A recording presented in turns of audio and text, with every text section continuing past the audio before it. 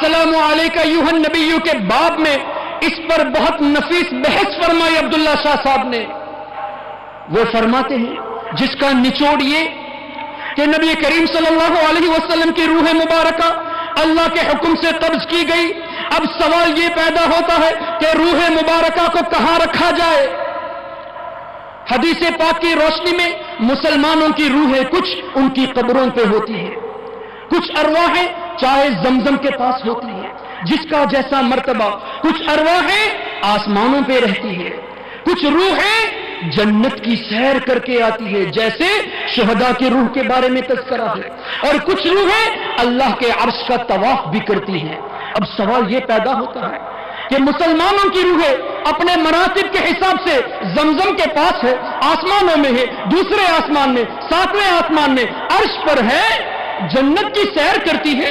نبی کریم صلی اللہ علیہ وسلم کی روح مبارکہ کہاں رکھا جائے؟ آسمان میں رکھا جائے. آسمان تو حضور کے نور کا صدقہ ہے، آسمان تو نبی کریم صلی اللہ علیہ وسلم کے صدقہ نا. کیا عرش پر رکھا جائے؟ تو حدیث جابر بتاتی ہے کہ عرش اللہ کے نور سے پیدا کیا گیا، وہ بھی تو حضور کا صدقہ ہے. کیا جنت میں رکھا جائے؟ تو جنت تو نبی کریم صلی اللہ علیہ وسلم کی پراپرٹی ہے، جنت تو حضور کی پراپرٹی ہے. تو اب نتیجہ یہ نکلا کہ سرکار صلی اللہ علیہ وسلم کی روح مبارکہ کو رکھنے کے لیے حضور کے جسم اطہر سے بہتر کوئی جگہ نہیں، حضور کے جسم اطہر سے بہتر کوئی جگہ نہیں. The ruh of Nabi Kareem sallallahu alayhi wasallam was given back to his blessed body. حضور صلی اللہ علیہ وسلم کی روح مبارکہ دوبارہ ان کے جسم اقدس میں دے دی گئی، اور یہی حال تمام انبیاء کرام علیہم الصلاۃ والتسلیم کے ساتھ ہیں. جیسا کہ امام بیہقی رضی اللہ تعالیٰ عنہ نے اپنی کتاب حیات الانبیاء میں تذکرہ فرمایا، جیسا کہ امام جلال الدین سیوطی شافعی رضی اللہ تعالیٰ عنہ نے انباء الارض کیا فی حیات الانبیاء میں تذکرہ فرمایا، اور اسی طرح شیخ عبدالحق محدث دہلوی رحمۃ اللہ تعالی علیہ نے جذب القلوب الی دیار المحبوب میں فرمایا.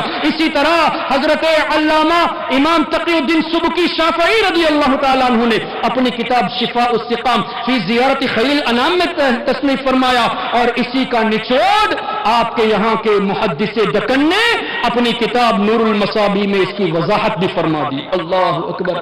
تو کیا پتا چلا؟ تمام انبیاء کرام علیہم الصلاۃ والتسلیم کی مبارک ارواحیں ان کے جسموں میں واپس ڈال دی جاتی ہے، اور یہی حال نبی کریم صلی اللہ تعالی علیہ وسلم کے روح مبارکہ کے ساتھ ہوا.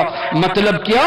روح مبارکہ کا جدا ہونا اللہ کے حکم کے مطابق کل نفس ذائقۃ الموت، ہر روح کو موت کا مزہ چکھنا ہے، اللہ کے حکم کی تعمیل ہوئی، بعد میں دوبارہ روح مقدسہ دی گئی.